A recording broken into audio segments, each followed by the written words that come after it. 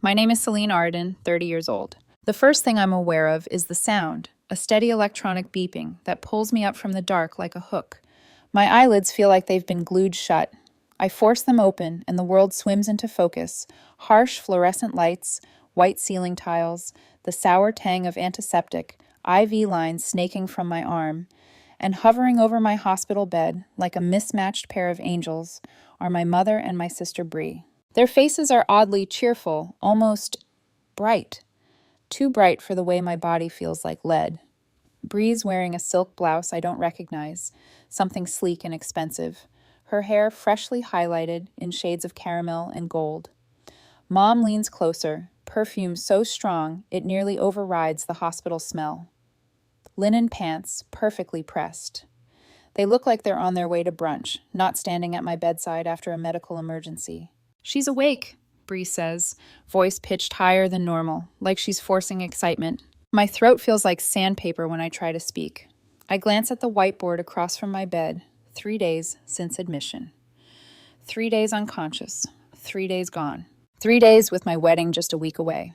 "Malcolm?" I manage, my voice little more than a rasp of sound. My fiancé's name tastes fragile in my mouth, like it might shatter if I say it too loudly. Mom and Bree exchange a quick look. It's only a second, but it sends alarm bells screaming through my foggy brain. I've seen that look my whole life, the one they share before they decide what version of the truth I'm allowed to hear. "About the wedding," Mom begins, smoothing invisible wrinkles from her linen pants, eyes carefully avoiding mine. "We canceled it. He wasn't right for you, but don't worry, we made use of the deposit." The heart monitor beside me explodes into rapid beeping. My heart feels like it's trying to punch through my ribs. "What?"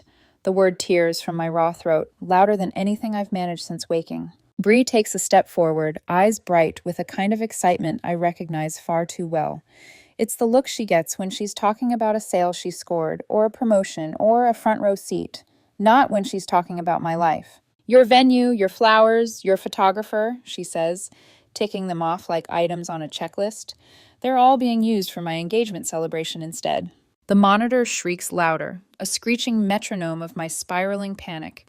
A nurse rushes in, her face all professional concern as she checks my vitals, adjusts something on the machine. "You need to calm down," she says firmly, then glances at my family. Perhaps this isn't the best time for upsetting news. Mom waves her off with a dismissive flick of her wrist. "Family business. She needs to know." The nurse hesitates, eyes flicking between me and them. For a second, I see something there. Doubt, maybe, or discomfort.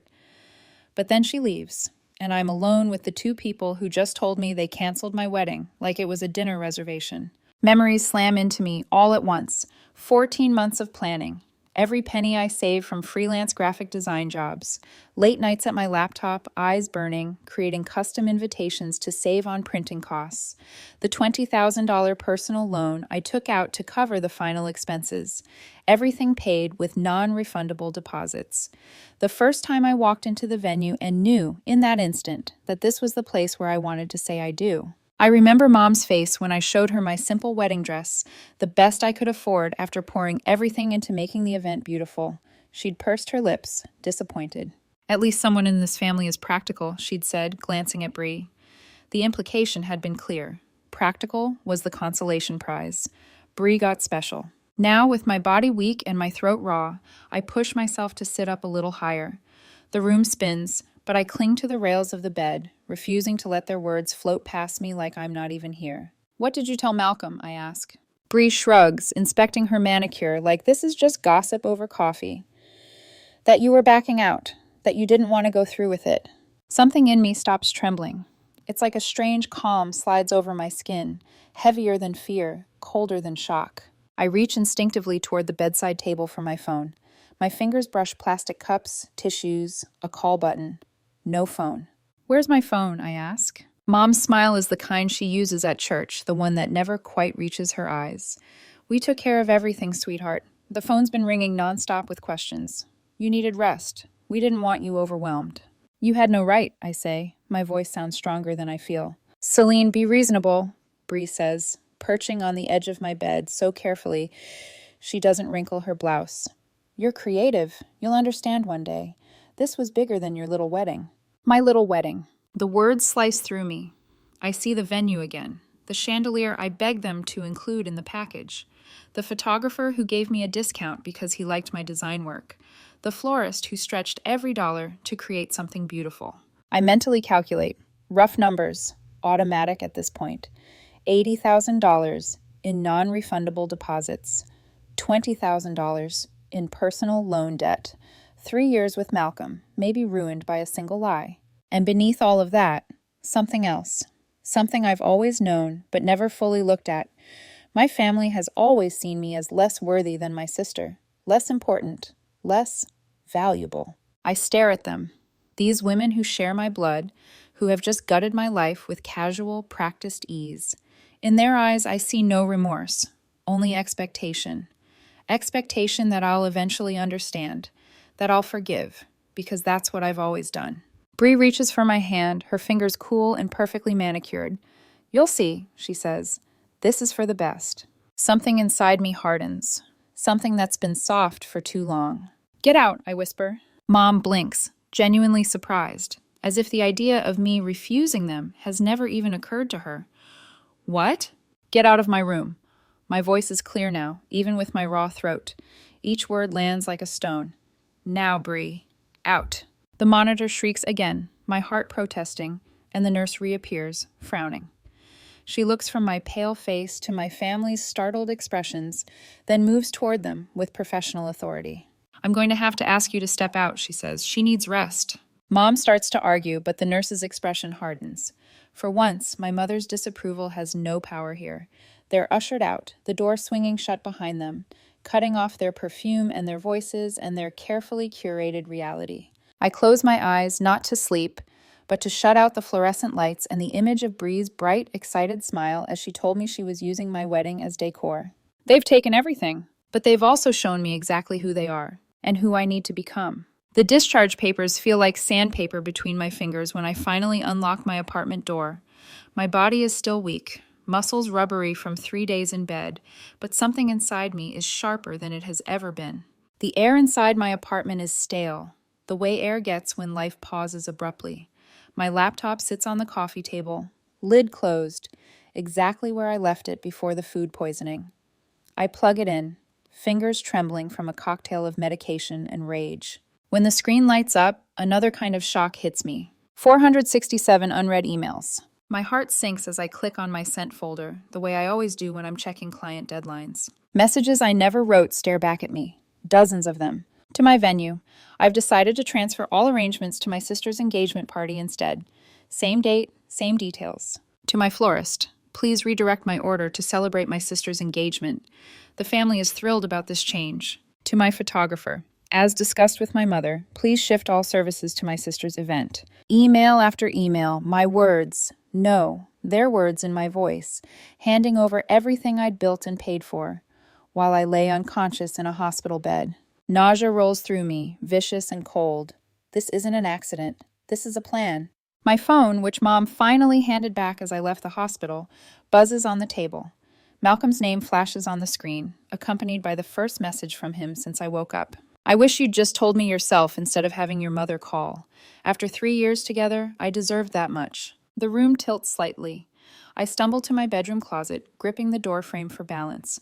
My wedding dress should be there, in its garment bag, safe and untouched, waiting for the day that's now been handed to someone else. The closet is empty except for my everyday clothes. The garment bag is gone. They've taken everything. An hour later, my doorbell rings. I open it to find my parents and Bree lined up in the hallway, faces arranged in expressions of concern. So practiced, they might as well have been painted on.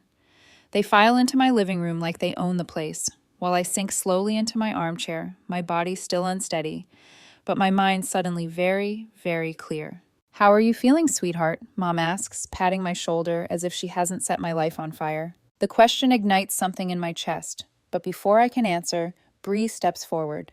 Her left hand extends in a graceful arc, catching the light. My engagement ring, the simple emerald-cut diamond Malcolm saved for months to buy, glints on her finger. "I'm keeping it safe," she explains, twisting it slightly, as if that helps. "Since everything's been so chaotic." Dad clears his throat, slipping into his usual role as the voice of reason. "We need to discuss the practical aspects of what's happened, Celine." Practical, I repeat, the words scraping my throat like gravel. You were too sick, he continues. The deposits would have been lost completely. Bree's future father-in-law is a prominent developer. This connection benefits the entire family. How did you access my email, I ask. My accounts? Mom looks away. We used your emergency information at the hospital. The doctors needed someone to make decisions, and we're family. I showed Malcolm some photos, Bree adds lightly. You and Dan at Christy's birthday last year. You looked close. I just suggested maybe you were having doubts. The betrayal is so casual, so matter of fact, that for a moment I can't even find words. They're not hiding what they've done. They're explaining it, justifying it, as if I'm the one being unreasonable for not applauding. Do you understand what you've done? I finally ask. I open the calculator app on my phone, numbers grounding me when everything else is chaos. $80,000 in non-refundable deposits. Gone. Plus the $20,000 loan I'm still responsible for. Mom waves a hand, dismissive. You're always so good with money. You'll figure it out. Bree also helped with your clients, Dad adds, like he's offering a favor. She explained you were having a breakdown and couldn't meet deadlines. A breakdown. That's the story they're telling the world. My phone rings, cutting through the thick air before I can answer. The wedding videographer's name flashes on the screen. Terry. I turn away from my family and answer. Celine, it's Terry, he says, sounding confused. Listen, I'm really puzzled about this engagement party rebrand. The venue staff mentioned it was originally a wedding, and when I asked whose, they said yours. What's going on? His concern, his genuine confusion, feels more real than anything I've heard from my own family. I give him the bare bones of the truth, my voice steady even as my hands curl into fists. When I hang up, they're all watching me, waiting for me to fold, to absorb their logic like I always do. As I look at them, I know there's no version of this story where they suddenly realize how wrong they've been and apologize. There is only acceptance or resistance, ruin or fight. Standing up for myself might cost me my family entirely. But I'm starting to wonder, if they can do this to me, what exactly am I losing? After they left, the apartment felt too quiet, like the silence was judging me for ever believing I belonged to this family in the first place. I didn't sleep much that night. Every time I closed my eyes, I saw my ring on Bree's finger, my dress missing, my parents' faces relaxed and confident while they carved my life up into something that benefited them more. The next morning, my phone wouldn't stop buzzing. Instagram notifications, tags, messages, Bree's name everywhere. I told myself not to look. I'd learned the hard way that some things only hurt you more when you stare. But curiosity and pain can look a lot alike when you're exhausted, and my thumb betrayed me. The first post I opened knocked the breath out of me. Bree and James stood in front of the exact archway where Malcolm and I were supposed to say our vows, the evening light casting the same warm glow I'd dreamed about for months. The vintage chandelier I'd specifically requested hung overhead, sparkling in the background. She was in a cream dress, not quite a wedding gown, but undeniably bridal. He was in a navy suit, smiling like his life was exactly on schedule. When you know it's meant to be. Perfect timing. Engaged. Forever after, the caption read, followed by a spray of heart emojis and hashtags. My phone buzzed again. Another tag. Another notification. So generous of you to give your sister your wedding plans, one mutual friend commented under the post. You're such an angel, Celine. Bree told us everything. Why didn't you say you were having second thoughts? Another messaged me privately. We would have supported you, you know. Still can't believe you just stepped aside like that. Stepped aside, like I'd simply moved. My mother's version of events was already out in the world, clean and polished. Celine, got cold feet. Celine wasn't ready. Celine generously offered everything to her sister because family first. That story was easier to believe than the truth, so people swallowed it whole. I silenced my phone and set it face down on the counter. The apartment suddenly felt too small, the walls pressing in with everyone else's version of my life. The landline rang an hour later. I kept it for clients in case my cell died or reception dropped. I let it go to voicemail, then heard my mother's voice fill the machine, bright and airy, in that performative way she used around outsiders. Celine, sweetheart, I'm just checking in, she said. Everyone keeps telling me how touched they are by your generosity. Such a beautiful thing, stepping aside when you realized you weren't ready for marriage so your sister could have her moment. Call me back when you can. I walked across the room and slammed the receiver back into its cradle before she could finish. The sound echoed in the quiet apartment. That afternoon, I went through the mail stacked by the door. Bills, junk, a glossy furniture catalog, and then one envelope that made my stomach drop. Thick premium cardstock, the kind I ordered for my design clients, the kind I'd used for my wedding invitations. I already knew what it was before I opened it. Bree and James's engagement celebration invitation slid into my hand, heavy and familiar. It used the exact design I had created for my own wedding, hand-lettered typography, delicate flourishes, the custom monogram I'd designed with mine and Malcolm's initials, now switched out for hers and James's. Even the ink color was the same. My monogram, my aesthetic, my work. Their names. A few hours later, another envelope arrived, this one far less pretty. The loan statement, $20,000 still due. Interest accumulating like mold. The balance didn't care that my wedding had been stolen. To the bank, I was just numbers on a screen. That night, I spread everything across my kitchen table. Loan statements, vendor contracts, email printouts, screenshots of Bree's posts, my planner with the original wedding timeline. My calculator sat in the middle like a judge. I ran the numbers over and over, trying to see if there was some angle I'd missed. Every scenario ended the same way. I was responsible for an enormous financial mess created by people who didn't even think they needed my permission. Sleep became something I flirted with rather than experienced. I'd lie in bed, staring at the ceiling, replaying every conversation I'd had with my parents, every moment Mom had praised Bree for aiming higher, every time Dad had told me I was too sensitive when I tried to set the smallest boundary. The next day, I called a few clients to apologize for the missed deadlines from my hospital stay. One of them cleared her throat awkwardly. "I heard you were having a breakdown," she said. "Your sister reached out to let us know you wouldn't be able to complete your projects." My hand tightened around the phone. "I was hospitalized with severe food poisoning," I said carefully. "That's all. I'm recovering now." "Oh," she sounded embarrassed. "I hope you're feeling better." After that, I stopped giving my family the benefit of the doubt. I pulled up my design portfolio, the private section where I kept drafts and concept boards. My stomach dropped again. Some of the designs, napkin patterns, table settings, menu layouts, looked familiar. Not because I'd used them publicly, but because I'd seen them recently in someone else's posts. Bree's future mother-in-law, Veronica Whitaker, had a very active social media presence. In the last few days, she'd posted several photos of mock table setups for the engagement party. The napkins had a pattern identical to one of my unreleased designs. The menus used a layout I'd shown only to my mother on my laptop. Veronica's caption thanked Bree for her impeccable creative eye. I felt something shift in my chest. Fear turned into focus. I opened a new document and titled it Wedding Theft Timeline. Then I started writing. Dates, times, email subjects, who said what, screenshots embedded one after another, every lie they'd told Malcolm, every vendor transfer, every social media post where my work appeared under Bree's name. Recording it all didn't fix anything, but it did something I desperately needed. It turned the chaos into evidence. The call from Flora's Florals came on a Tuesday afternoon, when my brain was fried from scrolling through contracts. "Celine, it's Cynthia from Flora's," a warm voice said. "Is this a good time?" I braced myself for another polite confirmation that something I'd paid for was now officially Bree's. "I know about the arrangement transfer," I said. "My mother—" "That's actually why I'm calling," she interrupted gently. "Your mother said you were too ill to manage details. She never mentioned everything else. I've worked with families for 30 years. This doesn't feel right."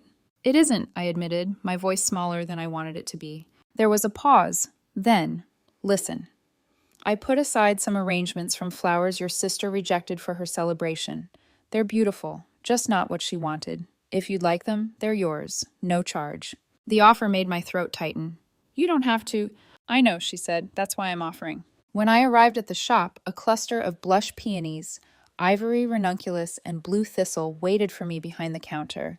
Flowers that didn't make the cut for Bree's version of perfect, but to me, they were stunning. "Sometimes beauty comes from what others discard," Cynthia said, placing the arrangement gently into my arms. "Don't forget that." I carried them home like something sacred. They sat in the center of my cluttered kitchen table, the only thing in the room that wasn't tied to loss. Every time I looked at them, I felt the smallest flicker of something that wasn't anger or grief. Not quite hope, but maybe the shadow of it. 3 days later, my mother called again. "We're having a family dinner," she said, like it was a perfectly normal invitation. "For healing. To support Bree's happiness. The Whitakers will be there. It's time to move forward." The Whitakers. Bree's new, almost family. I thought briefly about declining and letting them all spin whatever story they wanted. But then I pictured Bree at a table with James and his parents, confidently telling them her version of events, cementing herself as the gracious bride with the self-sacrificing sister. "I'll be there," I said. I wore black to the dinner, not morning clothes exactly, but a simple sheath dress that felt like armor. My mother opened the door with a smile that tightened at the edges when she saw the color. Inside, the dining room looked like something out of a lifestyle magazine. The good china, the crystal glasses. Bree's laughter floated from the far end of the table where James sat beside her, his hand resting lightly on hers. He stood when I approached, offering a firm handshake and a genuine smile. "So glad you're feeling better," he said.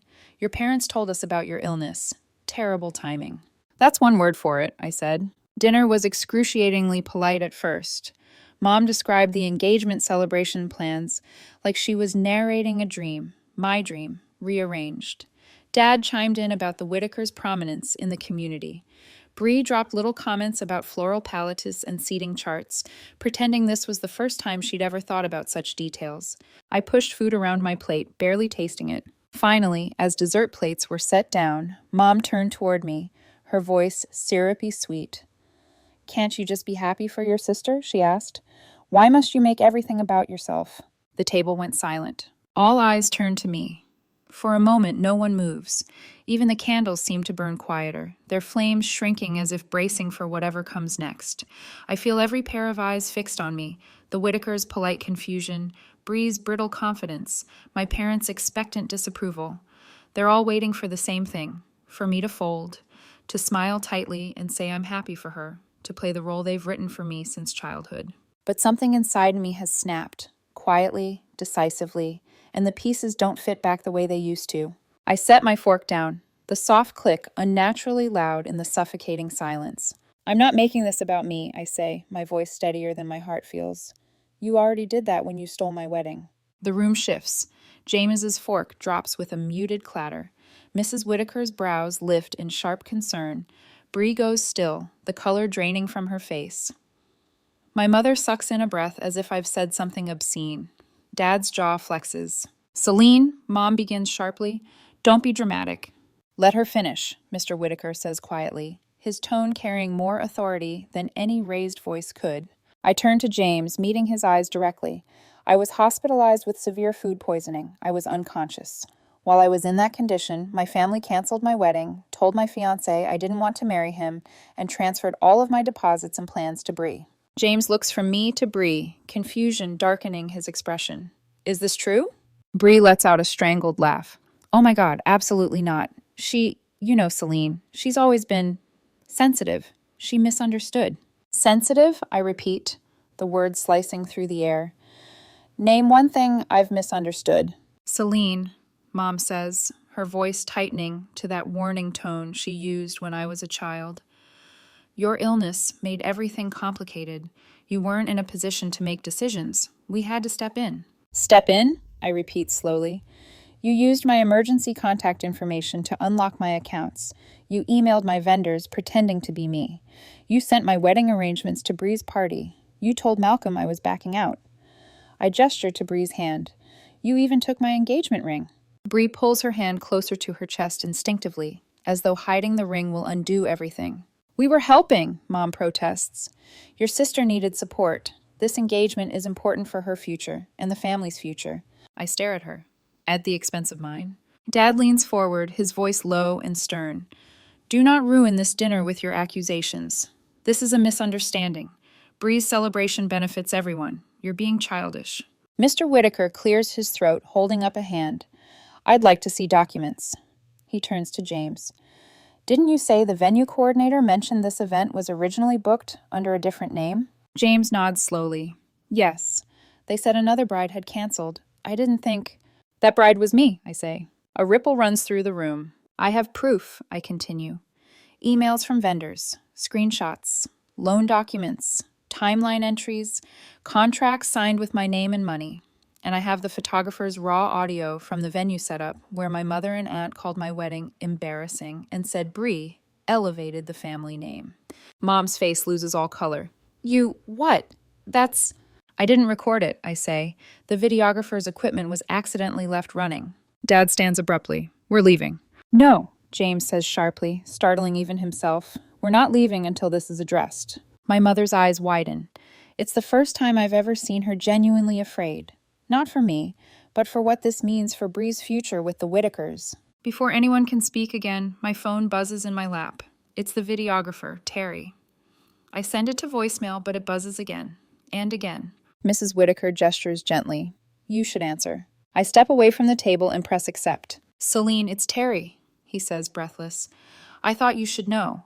I reviewed the footage. It's all there. Everything your mother and aunt said. I can send the file to you tonight. A sound escapes me, half laugh, half exhale. Thank you. And Celine? His voice softens. I'm sorry for all of this. I return to the table. Mom and Bree both watch me like a threat. That was the videographer, I say evenly. He's sending the recording. Something in Bree's posture collapses. She sinks slightly into her chair, like a puppet whose strings have snapped. Then, unexpectedly, someone behind me speaks. Excuse me, sorry to interrupt. We all turn. A woman at the neighboring table, the restaurant is upscale but close enough that privacy is an illusion, rises slowly. She's middle-aged, warm-eyed, her hands clasped nervously. I didn't mean to listen, she says. I'm actually a nurse. Memorial Hospital, 3rd floor. My mother stiffens. The woman nods sympathetically toward me. I remember you. You were unconscious when your family came in. They insisted on taking your phone. They kept saying they had permission to make decisions for you, but you were fully capable of making your own once you woke. I was uncomfortable at the time. I'm sorry you experienced this. Her voice quivers with sincerity. She sits back down. My mother's mouth opens, but no sound comes out. James pushes his chair back and stands. His face is pale with disgust and disbelief. You did what? He says to Bree, each word sharp enough to draw blood. Bree lunges upward, reaching for him. James, wait! He steps out of reach. I'm calling my parents. They need to hear about this. He walks toward the exit, phone pressed hard to his ear. Bree turns on me, mascara smudging, eyes desperate. Why are you doing this? You're ruining everything. This was supposed to be my moment. It was supposed to be mine, I say quietly. You've always been jealous of me, she spits, trembling. This is because you can't stand that people actually care about me. I just stare at her. I wasn't jealous. I was getting married. You weren't ready, Mom snaps. I look at her, really look at her. The woman who raised me, who taught me to shrink so Bree could shine. I was more ready than you ever let yourself believe. James returns a moment later, his face grim. My parents want a formal meeting, he announces. Tomorrow evening, both families, at our house. Mom tries to smile. Perfect, we'll talk everything out. James doesn't return the smile. No, he says flatly. We're talking about accountability. The night feels colder when I leave the restaurant. The air tastes sharper, as though the world has shifted into a new temperature I'm not used to. My phone buzzes continuously. Messages from vendors, notifications, calls from unknown numbers. I ignore them all. At home, I sit on the edge of my bed. My body is exhausted, but my mind is electric. Awake in a way it hasn't been in years. My laptop pings another email. This one from Malcolm. Subject, I need to talk to you. I stare at it for a long time before opening it. I met with your attorney today, the message begins. I told her everything your mother said to me at the hospital. She implied you were having doubts. I didn't realize how badly I was being manipulated. I'm sorry, we should talk. My breath catches. Not because I want him back, not exactly, but because it feels like someone is finally giving me the dignity of truth. Another email appears, then another. The photographer, the venue coordinator, the florist, all sending statements, screenshots, timelines, all disturbed by what they witnessed. By midnight, my attorney replies, with this documentation, we have strong cases for fraud, conversion, and defamation.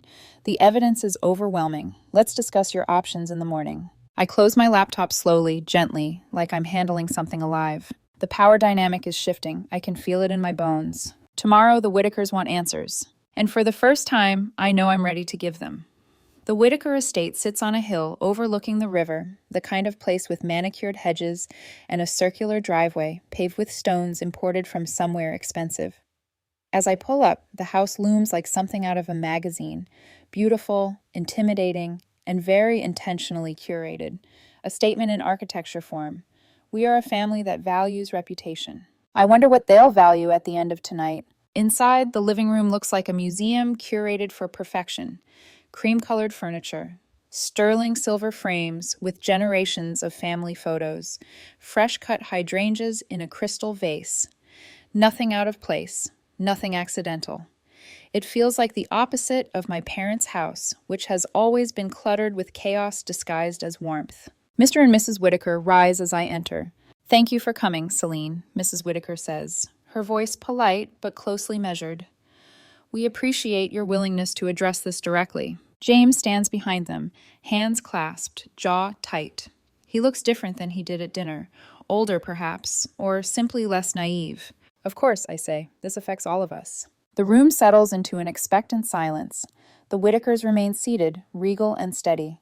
I sit across from them, my portfolio resting on my lap like a shield. 15 minutes later, my parents and Bree arrive. Mom sweeps in first, wearing a conservative pastel dress that screams presentation mode. Dad follows stiffly, tugging at his collar. Bree trails behind them, her makeup subtly smudged, her expression wobbling between indignation and fear. "We prepared a statement," Dad announces before anyone can greet them.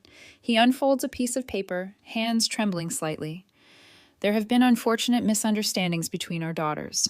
This was simply a case of family helping family during—" Mr. Whitaker raises a hand. "No rehearsed statements," he says.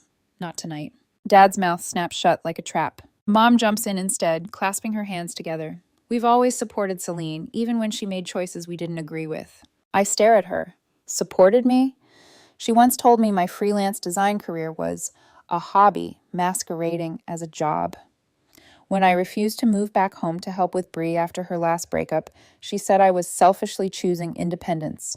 I say nothing. Not yet. Bree jumps in with a watery smile. "I'm sorry you feel hurt, Celine, but you were too sick to handle something as important as a wedding. We couldn't let everything go to waste." "Too sick?" I repeat. "I was hospitalized, not legally incapacitated." "You weren't answering your phone," Mom says pointedly. "You took my phone." My voice is calm, almost eerily so. Dad straightens his shoulders. "Regardless, this isn't something that needs outside involvement. Family loyalty matters. Keeping private matters private distinguishes respectable families." Mrs. Whitaker's posture stiffens. "Respectable families," she says softly, "do not commit fraud." Mom flinches. Bree's face pales. Dad blinks, uncertain whether he misheard. Mr. Whitaker leans forward, his voice gravely, steady. "My son trusted your family. We invited you into our home, our circles, our future plans, and what we've learned since last night has deeply disturbed us." Mom tries to speak again, but I'm done listening to lies.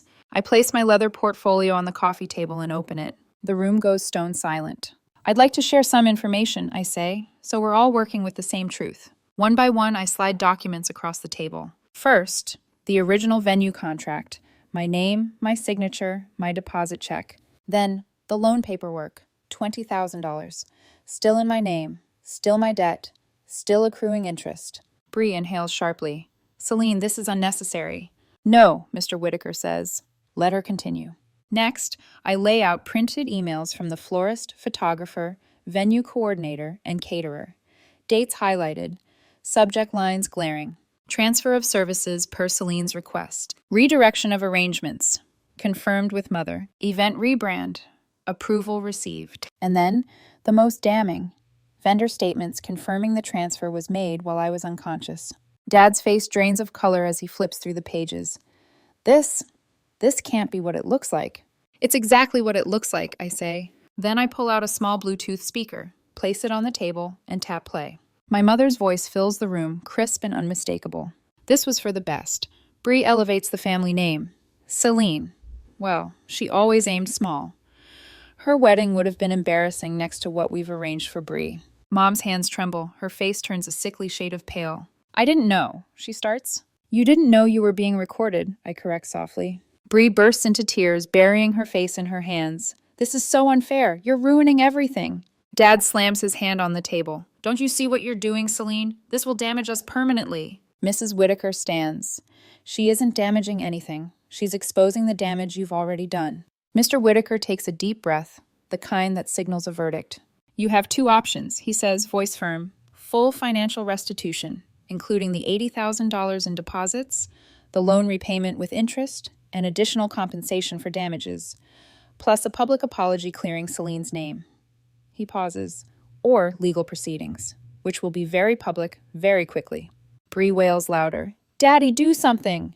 But Dad is staring at the paperwork like it's written in another language. Mom finally whispers, We can make it right. We didn't realize. You didn't care, I say gently. That's the truth. There's a long, painful silence, broken only by Bree's muffled sobs. Then, unexpectedly, Mr. Whitaker turns to his son. James, he says, I believe you should reconsider this engagement. Character reveals itself in crisis. The words hit Bree like a blow. No, she cries. James, please, don't listen to them. She's twisting everything because she's jealous. James looks at her for a long, heavy moment. Then he steps back, not dramatically, just enough to show the distance forming between them. I need time, he says quietly. Bree's sob turns into a full-body tremor. Dad signs the agreement on the Whitaker's coffee table, his signature jagged, shaky. Mom's follows. Bree's signature is barely legible. The financial restitution will be paid within 30 days.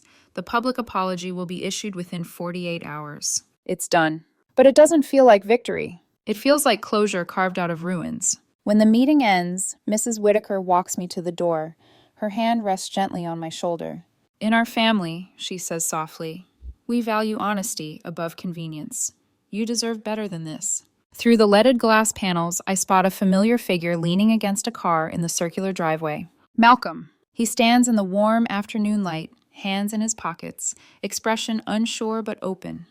James must have called him, told him everything. I pause, heart tight. A part of me wonders if this is a beginning or an ending. If something shattered can ever be rebuilt into something better, or if some things are simply meant to break so something else can grow in the space left behind. I take a breath and step outside to face whatever comes next. The morning sunlight in Portland is softer than the light back home, gentler somehow, as if the sky here knows what it means to start over. It spills across the polished concrete floors of my apartment, warming the edges of the drafting table where swatches of paper, ink samples, and mock-ups lie neatly arranged.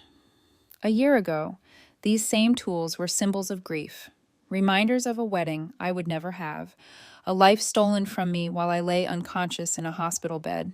Now they represent something entirely different. Reclamation, choice, ownership of my own story. My consultancy, Second Bloom, began almost by accident.